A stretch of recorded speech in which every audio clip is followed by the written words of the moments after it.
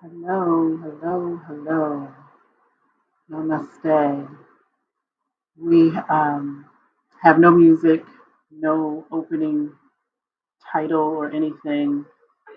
Um, I am interested in and intend to center on peace and offer space for us to grieve collectively. I am Coach Yolanda, owner of Evolving Spirit Wellness. On Sundays at 1 o'clock, we dedicate time to meditate in unconventional ways on YouTube and here on Facebook. We were continuing our series as I have designated 2023 to be the year of the inner child. However, there is a pervasive energy because of several events, not just one, but several acts of violence against individuals, whether it's in California or in Memphis. Um, we are grieving. And so today I thought it would be beneficial for us to focus on that um, grieving, to focus on healing, to focus on taking care of ourselves. And so as you enter into the space, whether you are watching live or via replay, I ask that your first priority should be to take care of yourself.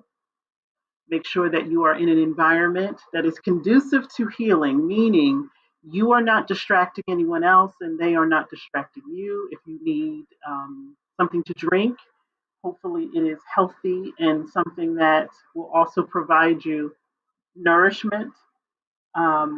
If you need to go and get that, you can do that. Again, we are very unconventional in this space.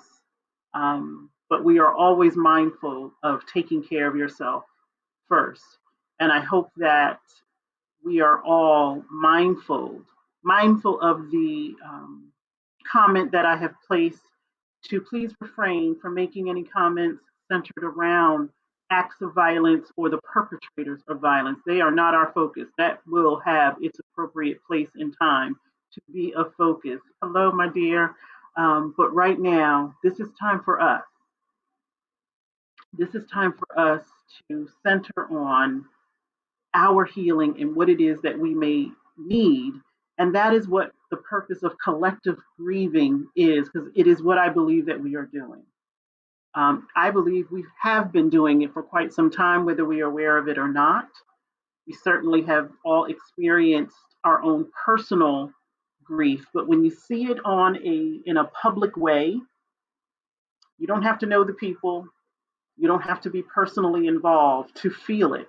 And I think that is one of the gifts of being spiritual beings having a human experience, that words, language, all of those other barriers are removed when we can see people in pain. We feel it, and sometimes we don't know what to do with that emotion.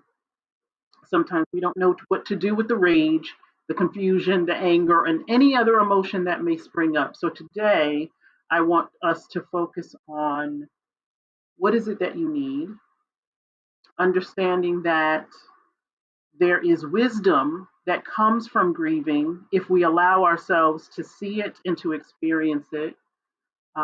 We are creating a container for that grief, meaning a place for it to go, because if grief does not have a place to go, it will build up, it will build up, it will build up. And sometimes the expression is not what we intend. And to recognize that parts of us have also been denied the full experience of our humanity as the individuals who unfortunately found themselves at the hands of people, individuals who did not see them as the beautiful humans that they are. And so we all have that experience, that there are parts of us that we may not be allowing the opportunity to express ourselves fully. And I would like to restore that. Hey, Miss Erica, how are you? And so, again, first priority, take care of yourself. Second priority, we are not centering on violence or people who perpetrate violence. We are centered on those souls who we are now responsible for. We've always been responsible for one another. And so I want to start out by reading from, y'all know, one of my favorite works, The Healing Wisdom of Africa by Malidoma Somé, who transitioned, I believe, last year. This entire book is about the wisdom that comes from indigenous and native peoples and how to use nature and ritual to create community. And so, as we are grieving as a community, I wanted to read just a couple of lines from The Healing Wisdom of Africa.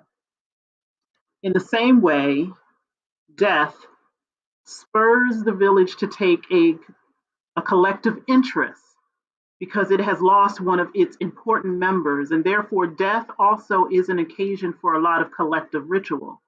The collective mourning is an affirmation that the deceased has left one community and is going to another, and the collective expression of grief and emotion is believed to be the energy that carries the deceased from one realm to another. So, in many ways, the way in which we grieve carries our loved ones, carries those who are no longer here into another realm, which is why we say, I pray that they transition into love and light. And we can contribute to that by collectively coming together to grieve. And one of the reasons why we do it through the ritual of funerals or celebrations of life is because it gives us that opportunity. But what if we were to do that all of the time? Whether you attend those celebrations, those rituals, or not, what if we were to look upon one another at all times that we need to schedule collective grieving? Malidoma Some came from the Dagara people. They have a daily ritual of grieving. They cry every single day collectively because if one person is grieving, then the entire village can be affected. And so we have individuals, it could be me, it could be you, it could be all of us, that may be carrying around emotions that we feel as though we can't share with anyone else because maybe they don't want to understand, or maybe we don't want to be a burden, or maybe it's so heavy for us we feel like they can't carry it. And so I'm going to read this other passage as to why collective grieving is essential and important, why it also requires that our focus be on healing instead of further destruction. We are physical entities, but ones that carry a huge load of emotion. We need to begin to imagine how this great part of ourselves can be allowed the space it deserves in the community we are a part of. If we cannot express ourselves emotionally with the members of our own community, something deeply important is missing. And when emotion is missing, usually we are all missing as well, unable to be fully present either to ourselves or to one another. And that comes at the end of this book. And one of the reasons and motivations for the book is to express to others that if we do not take care of one another, then we cannot take care of ourselves. If we do not take care of ourselves, then we can't take care of one another. The two go hand in hand. And so with the chat function, the comment section is open for anyone who would like to express what they may be feeling. So again, we can create that container to hold it, hold space for it, and to acknowledge it. Because I cannot imagine, well, I actually can, going through particular emotions and not having a place for those emotions to go or be recognized, to be validated, to be acknowledged, and for someone to say, I hear you and I understand. And so there's a lot going on right now. We have the responsibility to make sure that Tyree and others who have lost their lives can transition in peace. We have a responsibility to come together to collectively express what we are feeling so that we are clear in mind and thought when we need to make those choices when it comes to the other emotions such as rage, disgust, and how do we deal with injustice. In order to do that, we need to be clear in thought. And sometimes when we don't allow ourselves to grieve, our thought process, our emotions, all of those things can be imbalanced. And you know, if we don't do nothing on Sundays at 1 o'clock, we call imbalance. We do that through breathing. And so wherever you are, make sure that you are breathing. Make sure that you are giving your body the oxygen that it needs to begin to connect with your body in a way where you feel comfortable enough to say, I am hurting, I am sad, I am angry, I am whatever I am. I'm all of those things all at once. And I am in a community that cares about how I feel. I am in a space that feels safe. And for those of you who spend a significant amount of time in places that don't feel safe, you know what it feels like when you can breathe freely, when you're not constantly looking over your shoulder, when you don't feel as though you can't be your real self, because if your real self shows up, you don't know how other people will respond. And so this space is designed for us to feel safe, feel heard, feel seen, feel loved, feel cared for, and protected. And we are developing relationships and creating community every single time we come here on Sunday at 1 o'clock and beyond that, because many of us are having conversations beyond that.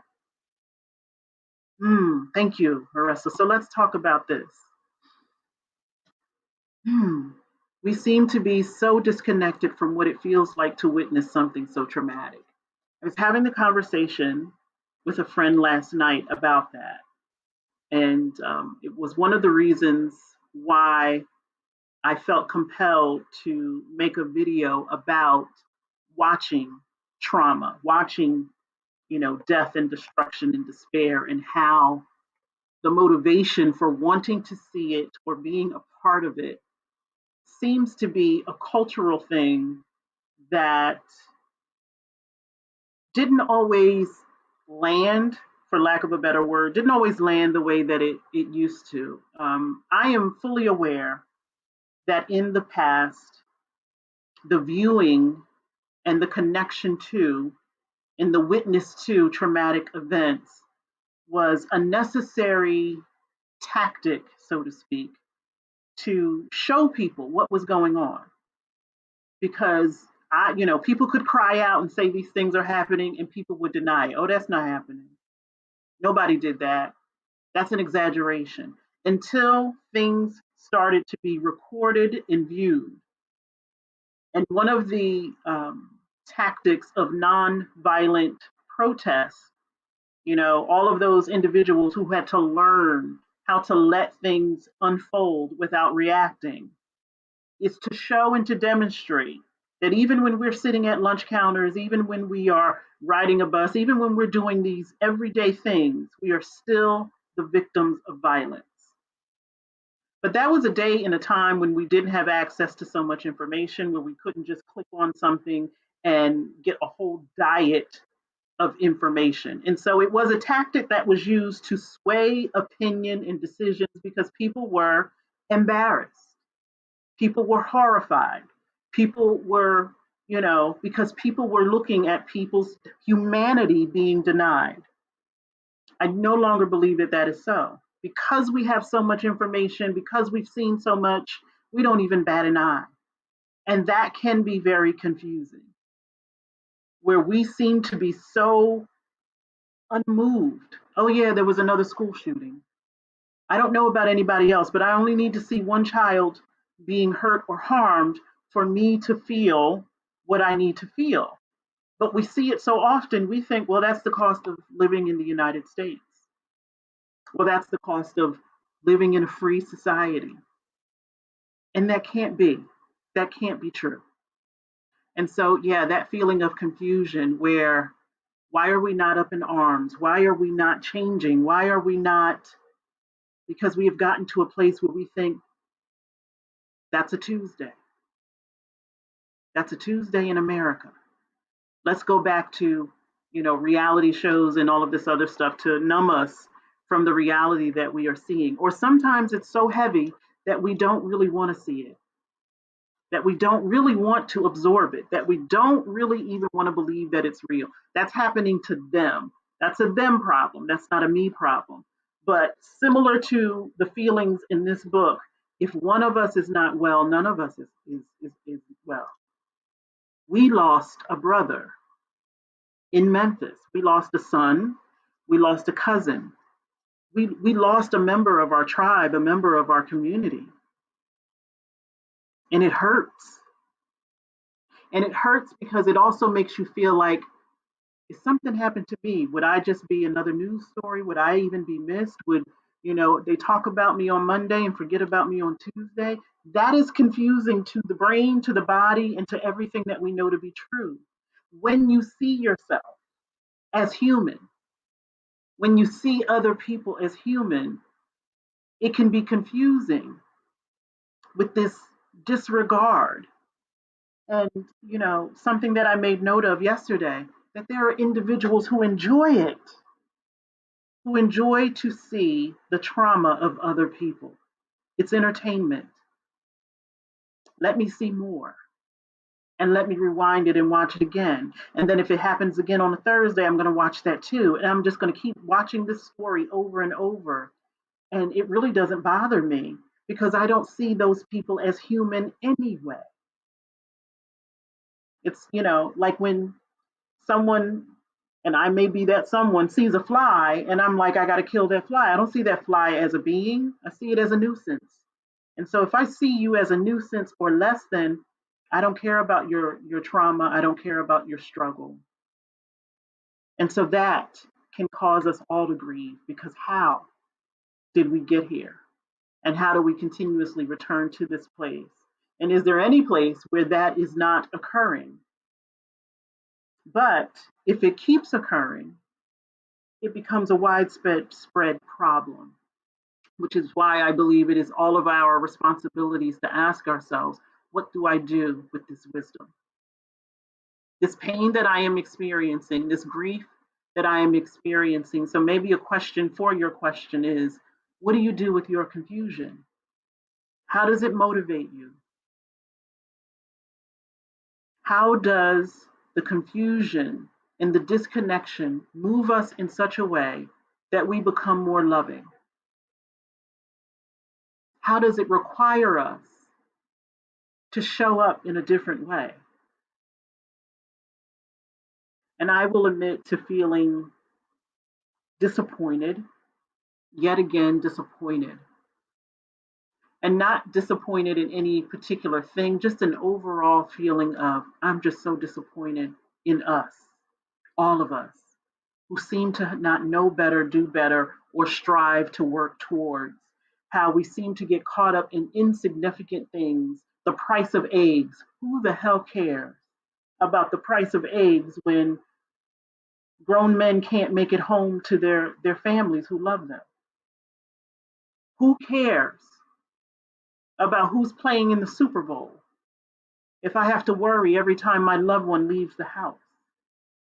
And why is there such a great divide and disconnect between what's right, what's loving, and what it means to be human? Why have we stopped being human? And so thank you for sharing that thought, that feeling, that emotion, because I know it connects with someone else.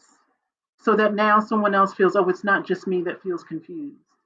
It's not just me that it's experiencing this disconnect. So how can we come together to balance that? And I'm not saying that we could offer up a lot of solutions here in an hour, but maybe we plant the seed for that to start to grow, because we are a community. And so as we continue to take some deep breaths and be very clear and very real and vulnerable about what we are experiencing, and yes, there is anger, but I would not be telling the truth if part of me was also like, yeah, this is America. It absolutely does not surprise me one bit. And it hurts me that my heart has gotten to the place where it no longer has any shock or any whatever that is. That feeling at times no longer exists in my body. I literally can look at things and say, yeah, that's about right. Because there really hasn't been this dramatic change in our culture. I can remember when the pandemic was in the thick of it, we seemed to be much nicer to one another. You know, we were on social media, having DJ parties and free concerts, and we just seemed to be so much more loving to one another. It doesn't mean that those things were not going on, but the energy, and it made you feel hopeful that, yeah, we are in this together, and when we come out of it, we're going to be better for it. And it does not seem that that has happened. And I don't think that everything is doom and gloom and despair, but all it takes is for one. And this is one we know about. There are so many others, so many others. On my morning call today, we were discussing what happened, and our brother from Colombia that lives in Colombia in South America said, I don't know what you're talking about. And those of us from the US said, and we don't even really want to tell you. Like, keep that barrier of protection. You have no idea what is going on here. And we don't want to know. I don't want to even introduce that energy into your body because you are so far away from it. Doesn't mean that it doesn't happen in Colombia where he is, but this particular incident, he's so far away from it. He's like, what are y'all talking about? And it was that pause of, do we even tell him? Because now he's got to carry that. And so, yeah, this confusion, this disconnect, this disappointment, but I cannot say that there is not also some hope, a shred of hope that once again, the wound has been opened and hopefully we tend to the wound. Sometimes, if we see a bruise, we might ignore it. But if you see a wound and it's bleeding, you may move into action to do something to take care of it. You see a bruise, you're like, oh, I got bruised, and you keep it moving. You may put ice on it and you may not. But when you see a cut, hopefully it provides what it needs to provide so that you move into action. And so it is unfortunate that it is this way, but we as humans, we don't always seem to be motivated until things are tragic. However, we have a responsibility to make sure that those individuals in Memphis and in California, where there were mass shootings that we heard about, again, there are things that go on that we're not privy to all of the details. And for those of us who don't really watch the news cycle, we really are not privy to the details. We may hear things in passing, but knowing that these things are going on, does that give us more fuel to show up as we are intended and created to show up? Does that not make you want to be more loving in your life to yourself and to others? Does it not make you want to be more responsible for the community that you live in? Does it not make you want to be more informed and ask, where can I lend my talents? Where can I offer who I am to the world? And so, I have to be very clear about who I am and what it is that I do. I don't do anti-racist work. I don't do work to, build bridges to bring people together. I might create the space for that to happen, but I'm very clear about what my purpose and what my activism looks like. And it may not look like other people's, and that's okay. And I think that's one of the questions that we have to ask ourselves. What type of human do I desire to be? And how do I desire to show up in my collective community, the collective consciousness? Because every time I betray myself, I betray the collective consciousness. Every time I hide my gifts and I shrink and I say, oh no, I don't want to do that, because what would I deny the community the beauty of my gifts. If you were present when we read from this about the process that the Dagara people take pregnant mothers through by speaking to the baby and saying, oh, we can't wait for you to come into the world because we understand that you have gifts that are beneficial to the entire village. And what do we need to do to make sure that those gifts are realized? When you come into spaces with that kind of energy, then you feel responsible for showing up and loving and taking care of yourself and taking care of your community. It is unfortunate that things like this have to happen for us to do so. And so perhaps the way we start the meditation this morning is by offering up forgiveness um, to our brother, our fallen brother, all of our fallen brothers and sisters, to say, if any one of us fell down on the job of protecting you and being vocal about how you deserve to live, then please forgive us.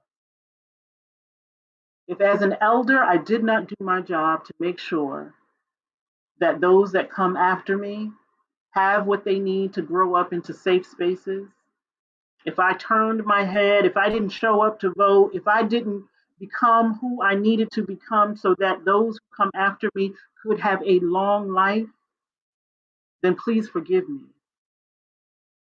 And let me use this opportunity to reacquaint myself with my responsibility as an elder to show up, to speak up, and to make sure that those that come behind us and those that are elders in front of us are taken care of. Because we get so wrapped up with the particulars of life, sometimes we forget that we are here for ancestor training. At some point in time, we will be the ancestor.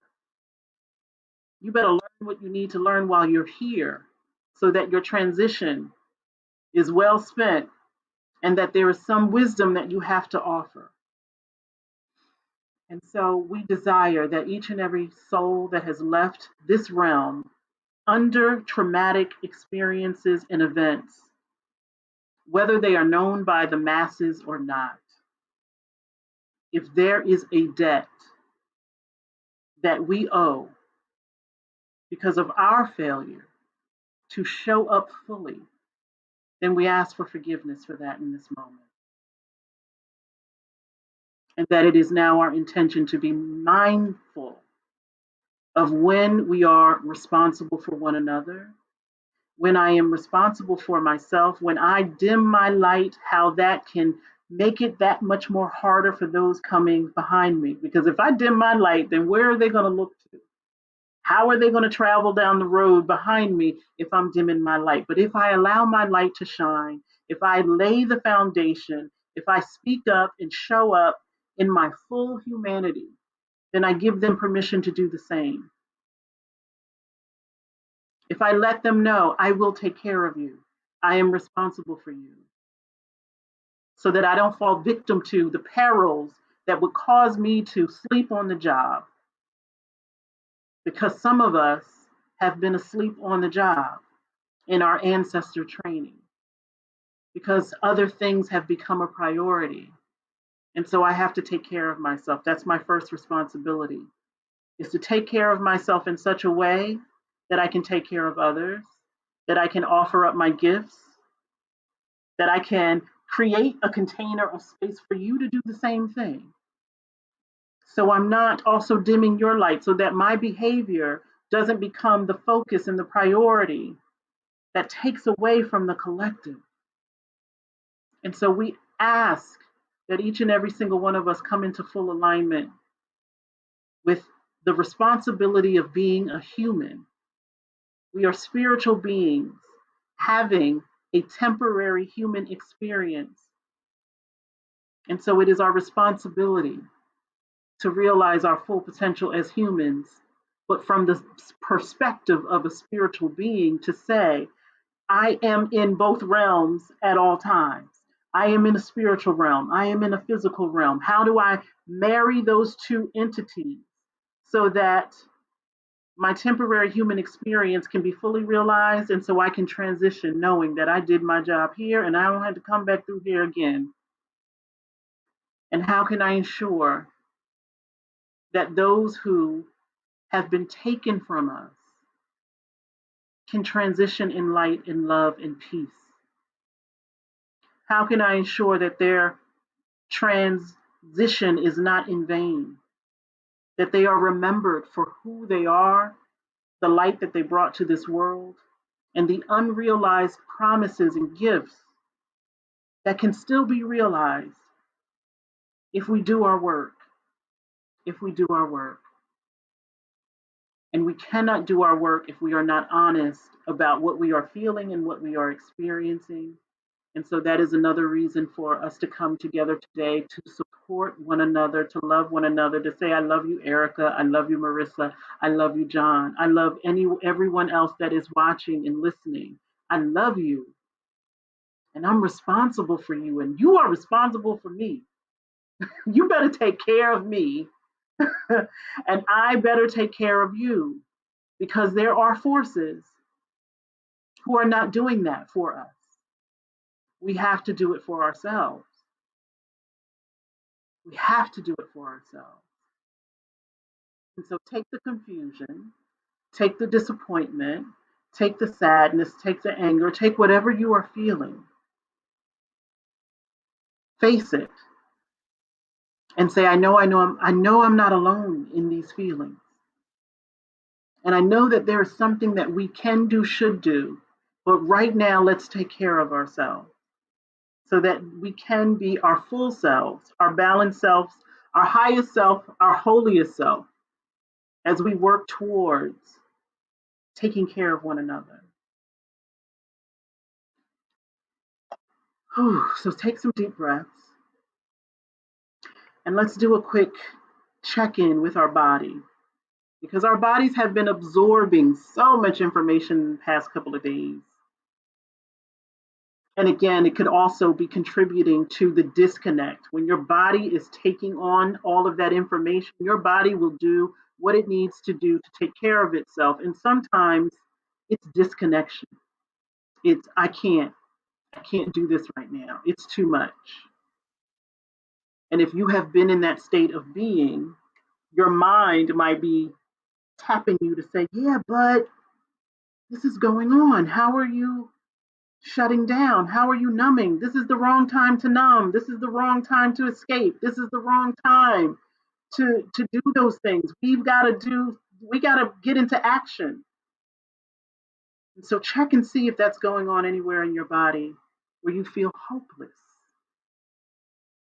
where you may feel, I want to do something, but I don't know what to do. Because your body is feeling like it needs to be in action, but your mind is also saying, but what are we going to do? This is so monumental. What could we possibly do? Take a moment, take a breath, and ground yourself first. So you don't have to make any choice where you numb yourself or you're overwhelmed. Stay in the neutral zone of, let me take a breath first. And you know that exercise that we went through where we created a safe space in our mind. If you need to find that safe space, create another safe space, or just tell yourself, I am safe in my body.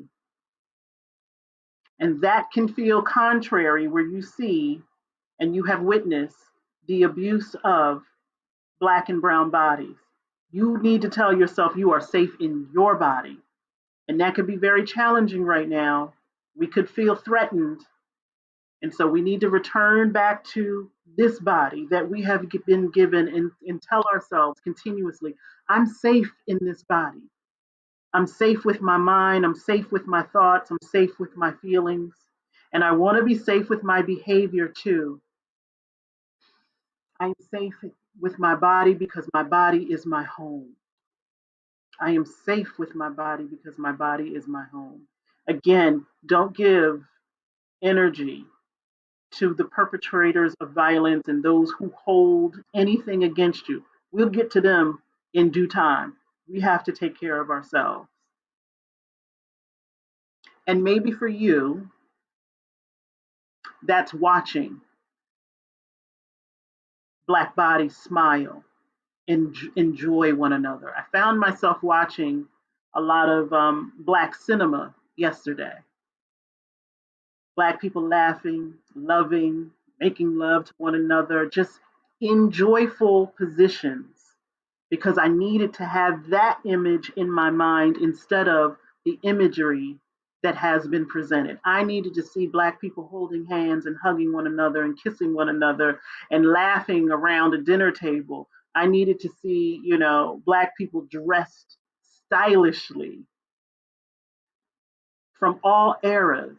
I needed to see Black people dancing and laughing and loving, because those are the images that I needed to see to calm my nervous system down so my body felt safe. I needed to go to the water, meaning a spiritual bath, a spiritual shower, so that my body felt good. I needed to go out and have fun and laugh and smile and sit across a beautiful Black man so I could not think about the images of what is happening to Black. That's what I needed. And so ask yourself, ask your body, what do you need in this moment to feel at home in your body? Remember, we are creating a container for your grief. And so, where do you want your grief to go? Into a safe space. That safe space has to begin with you. And so, taking a deep breath, starting at the bottom of your feet and ending at the top of your beautiful crown, your head, ask yourself, what do you need to feel safe? Maybe it's clothing, comforting clothing, could be comforting food, could be noises of children laughing, your family laughing, someone saying, I love you. I love you.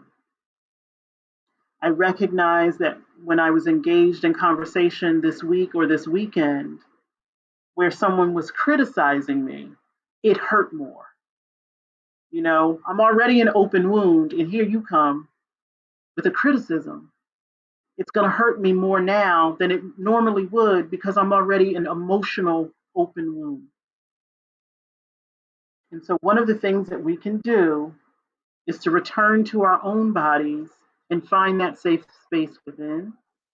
I am safe in this body, in this beautiful brown, Black body. I am safe.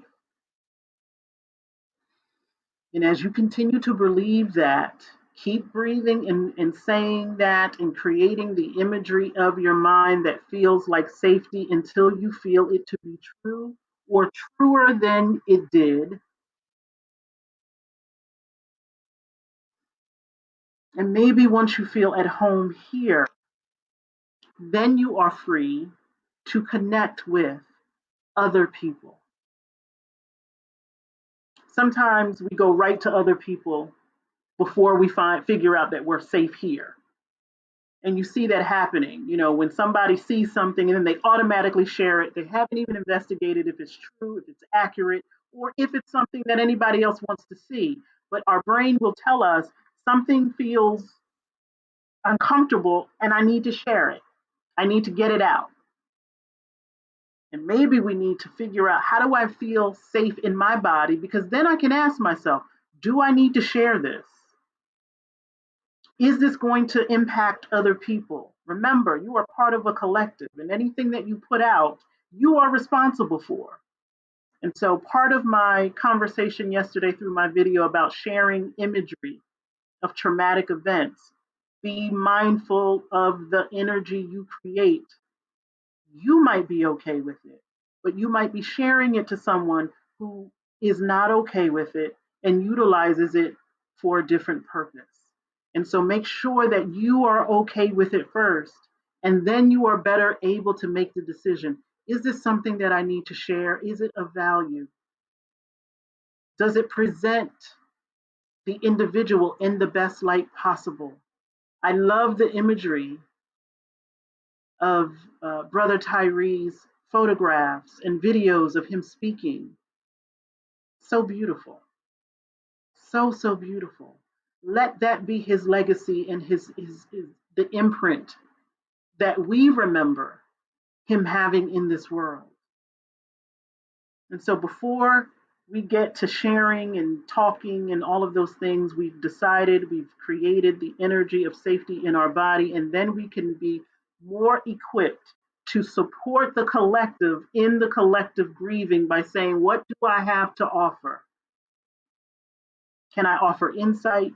Can I offer wisdom? Can I offer guidance? Can I offer healing? Can I offer activism? Can I offer information that is beneficial to the healing of this community? Because if we are contributing to the pain, then we are no different than the perpetrators. So let us be mindful of what we are contributing to the collective. And I hope it's coming from a place of love. I am safe in my body, and my community is safe with me. I am safe in this body, and my community is safe with me.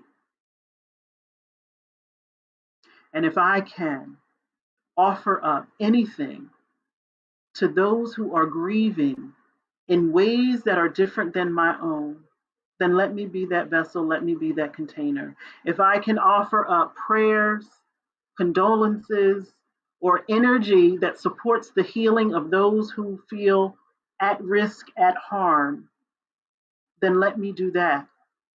And let me make sure that I allow those individuals who are transitioning into light, that their journey be peaceful, so that I am not engaging in acts that would degrade their legacy and their memory.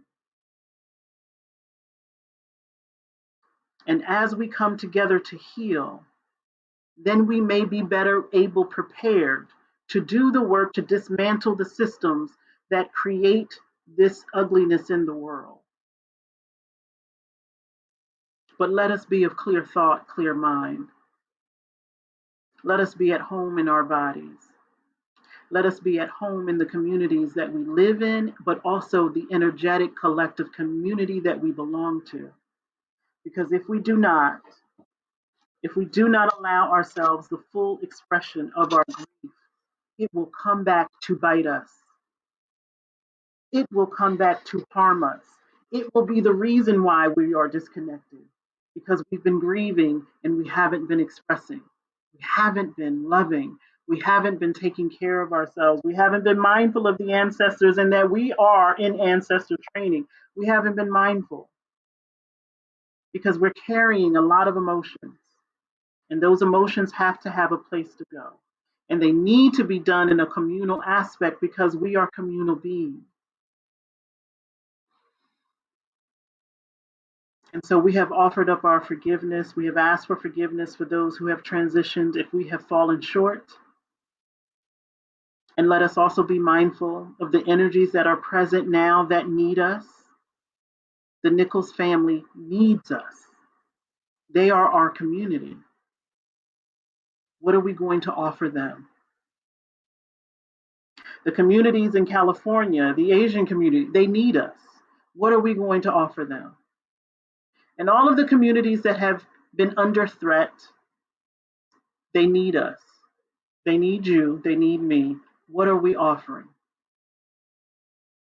And it doesn't have to happen on a large and grand scale. It could be your decision to be better in your family, to be better in your marriage, better in your workplace, better in your community that you love, but certainly, and I hope, better with yourself.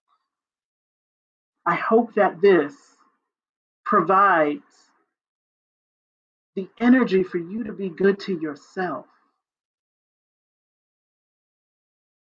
Beautiful, beautiful people.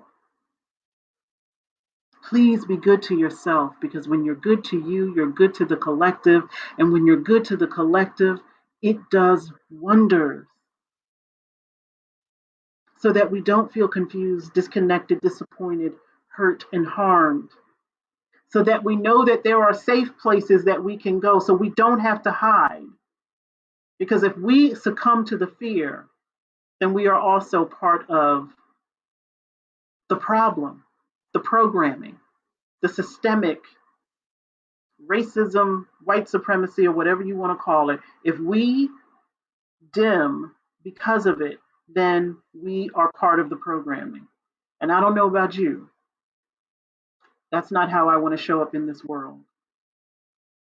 And so commit to feeling safe in your own body, safe in the community that you are creating and that you belong to, and prepared to do the work, whatever the work looks like for you.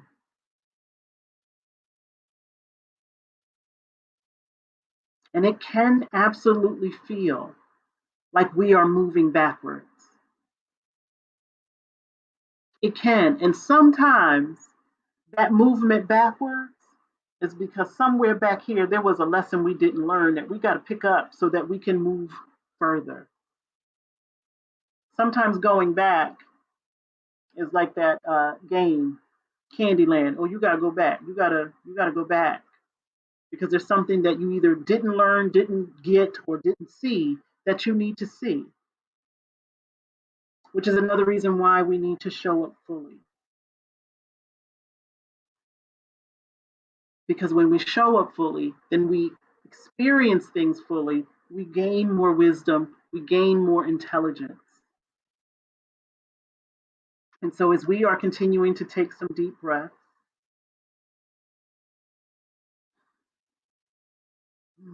and I apologize, I'm getting some notification that the Wi Fi is woo woo woo. So, I apologize if any of this is not coming through as intended. Let's all take some deep breaths and ask ourselves, do I feel safe in my body? If not, what do I need? And once I feel safe in my body, do I feel safe in my community? And if not, what do I need to bring or what do I need to create?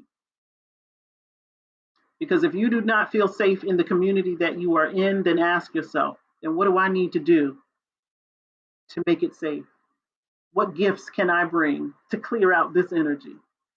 Because sometimes the energy isn't safe, the energy isn't clear, the energy isn't clean because we waiting on you to show up with your gifts to point out where the issues are and to say, and these are some workable solutions, these are some resolutions, these are some measures that we can do to balance this space out. Because I'm not going anywhere. And so if I'm going to be here, it's going to be comfortable. You know, it makes me think of when Isaiah was younger and he was always climbing in somebody's bed, he would bring his pillow and his blanket because yours were not. He wanted to be in your space, but he was going to bring what he needed to bring to be comfortable. And I think many of us need to think of that as we go into places. We may be going into a place and waiting for them to make it comfortable for us. Bring your stuff. Bring your stuff and say, hey, I'm bringing my comforts, I'm bringing my gifts, I'm bringing all of who I am so that this space is comfortable for everybody. Because if one of us is not comfortable, none of us is comfortable. And so maybe, and by chance, the comfort that we are looking for does not exist because we're waiting on you to bring it. Somebody might be waiting on me to show up fully so that we can finally realize all of the hopes and the dreams that we keep talking about. We keep waiting for them. They're not doing it. They're not making us safe. They're not. Who is they, and why are we waiting on they to do it? We all have a responsibility. If we keep waiting on them, and them don't care about us, them is not going to make sure that we are comfortable. And so, asking yourself, how do I create the conditions that I am comfortable in my body? And when I'm comfortable in my body, I show up as myself and things start to shift and to move.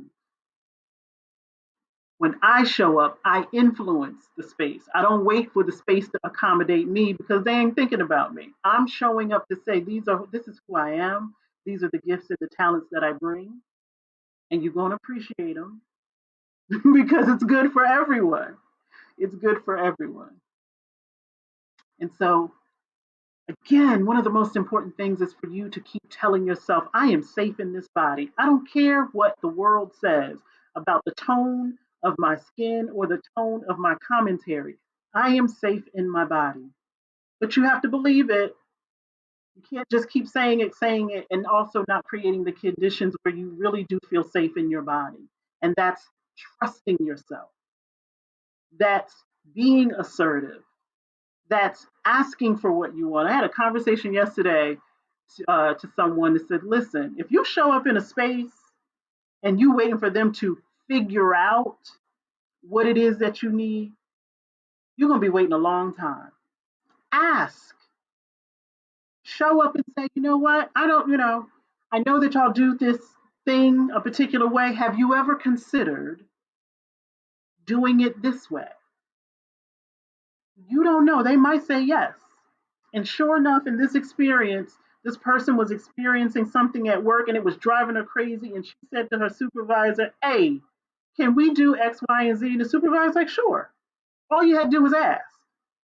But here she was suffering, waiting for them to figure out, huffing and puffing and leaving work early and calling out sick. You going through all of that when you could just say, hey,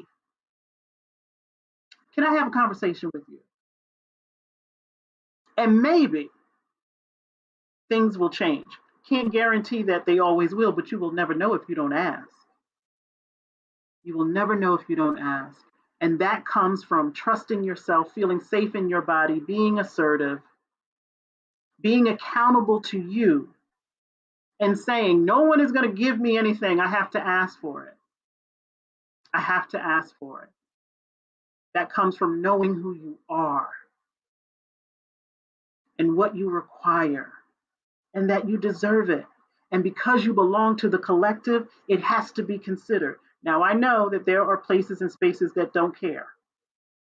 Find those places that do, where you can flourish. And that is why I love the fact that we create community here. You can flourish here because we care. I care what you think. I care about how you feel. And I know that you do the same because you tell me. And so, what can we collectively do to support one another and feeling like we are seen and we are heard, so that things that continue to happen within our community, we're not waiting for other people to take care of us. We have to take care of us. And we have a responsibility because one of our community members, several of our community members, have been taken from us unnecessarily. And so we as a community have to come together. We as a collective consciousness have to come together to, number one, ask for forgiveness for those who have transitioned and say, if I did not do all that I needed to do to keep you safe, please forgive me. And I hope that you transition. My prayer is that you transition into the peace that was not afforded to you in this lifetime. And now I am responsible because you are missing from our community. We are responsible to replicate that light and that love that that individual created. We're responsible for continuing that and making sure that we don't lose another member of our collective consciousness, that we don't lose another loving and light being unnecessarily because of other entities that decide that they are not human and therefore they don't deserve the same consideration of life. So, what do we do with these emotions that we have around what we've heard, what we've seen, what we've witnessed time and time again? If we don't do anything with those emotions and they just sit there and fester and they become the block, they become the numbing agent, they become the reason why we don't care and why we're disconnected. But if we can collectively come together and say, yeah, I'm feeling what you're feeling. How can I support you? How can you support me? And then how can we use our gifts, our talents, our everything to support our community? Continue to take care of yourself. Continue to utilize those places and spaces where you feel seen and heard to be the place where you realize your human potential, your gifts. Because the places that don't see you as human, they don't care anyway. And we keep fighting, trying to knock down the door. Let us in, let us in, let us show you how nice and human we are. The hell with them places. There are places that want you and will support you in thriving. Seek those places out. Find your safety in those communities. Be the best version, in the highest version, in the holiest version of yourself that you can be. so that when individuals come behind us, the youth, we can say we are creating pathways for you so that you don't have to experience the things that we have experienced. And we are here for you to feel safe. I thank y'all for sharing whatever you felt compelled to share. And I know that this in no way will support you fully as you experience all these emotions. But maybe this planted a seed for you to say, okay, I got to take care of myself. I have to remind myself I am safe in my body, that brown and black bodies do not deserve to be disrespected. And if there is a part of me that is denying or disrespecting my own black or brown body, that I need to rectify that. I need to stop operating from places of self-betrayal and self-harm and contributing to the programming that's already out there. I don't need to give them any help.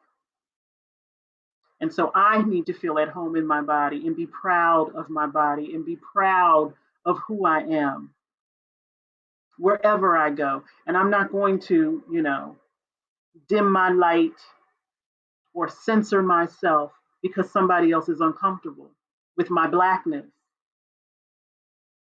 That's a you problem. That's not a me problem. I'm not going to deny my humanity, and I'm not going to let anybody else do it either. So continue to create those safe spaces for yourself and for others. And if you see someone who does not feel safe, then ask them, how can I support you? How can we support each other? How can we make sure that we're not out here doing the work to dismantle everything that we have built up as a people, as a community, as a human collective consciousness? What do? We take care of ourselves. Then we ask ourselves, once we are feeling balanced, what gifts do I bring to my community? And did they ask for them? Can they use them? And how can I link up with other individuals who are doing similar work or are at the very, very least, interested in pouring back into the consciousness that we all live under? You're going to absorb that energy anyway. Do what you can do to cleanse it and to balance it and to heal it. We owe that to Brother Tyree and all of the men and the women and the children whose lives were denied, whose promise were denied, whose potential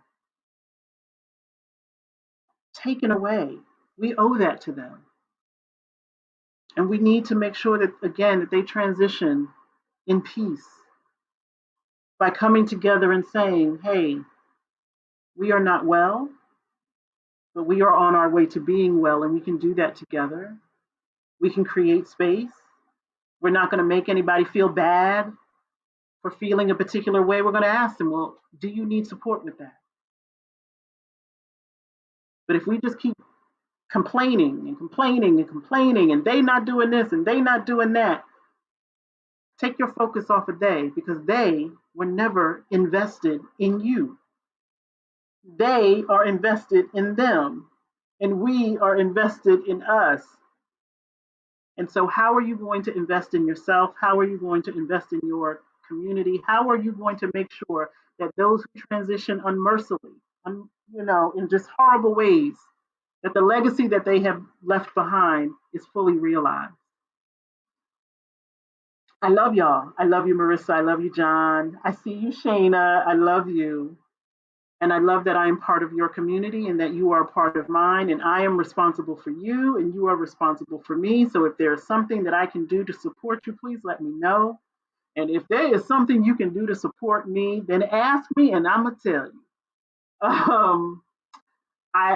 I'm grateful, and appreciative to those of you who share my work, who talk about me, who most of the individuals that come to me come through referrals, and I'm so grateful for that. I'm really, really appreciative of that. And I pray that that continues. The Evolve community, we want to increase those numbers. Um, it is a subscription service that I offer for $30 a month. This year, we are focusing on inner child work. You can participate as much as you would like, but for $30 once a month, you know you're going to get some Reiki, you know you're going to get a healing. You'll get conversation with me and conversation with the collective. And I'm really interested in us coming together to create workable solutions for everyone. I'm telling you, I have seen so many different stories of people who don't know together, right? They come together. One person says, "Hey, I have this issue." And then everyone in the community works towards that issue until we figure out a workable solution. And you would be surprised how many people, "Oh, I know somebody that does that," or "I do that," or "I may not know who, but I know who to ask." And so that is the type of community that the Evolve community is and that we are creating. We are small in number right now, but the more that we have, the greater our work can be. And so that is one way. And then y'all know I'm always talking about office hours. They are always available on my website. We can just chit and chat. Also, as we move into the other months of this year, I am looking forward to opportunities to have people join me here on Sundays at 1 p.m. live. I have a link. Um, I should have had it prepared so that I could put it in the chat, but I will be posting it and talking about it this week. And so you'll see the topics for all of the meditations moving forward. And if there is a topic that interests you and you would like to join and we can have this discussion, I would absolutely love for that to happen. Thank you, Marissa. Thank you, Marissa, for your gifts. So that's a way that we can support one another. Just know that whatever I do, I don't do just for me. I do for all of us. Um, and my intention is to do a better job at that, to continue to do a more expansive job. What happened in Memphis hurt me for many different reasons, but I also had the thought of how did I let him down? In some way, we have to do better at taking care of one another and loving one another and speaking up for one another. And so I love you guys. Hey, sis, I see you on Facebook. I love you. Thank you. Continue to love each other. Continue to take care of yourself. Remember, you have to be your own safe container so that whatever comes out of your mouth is filtered with that safety and it's going into the collective consciousness. So just let's all be mindful of what we are sharing, what we are absorbing, and how we are loving ourselves and loving one another. I love you. I love you. I love you. If nobody else tells you today, and if they don't, they're crazy. I love you. And I want you to have an amazing Sunday, and hopefully you can carry that throughout this week. Have a good one, y'all. I love you.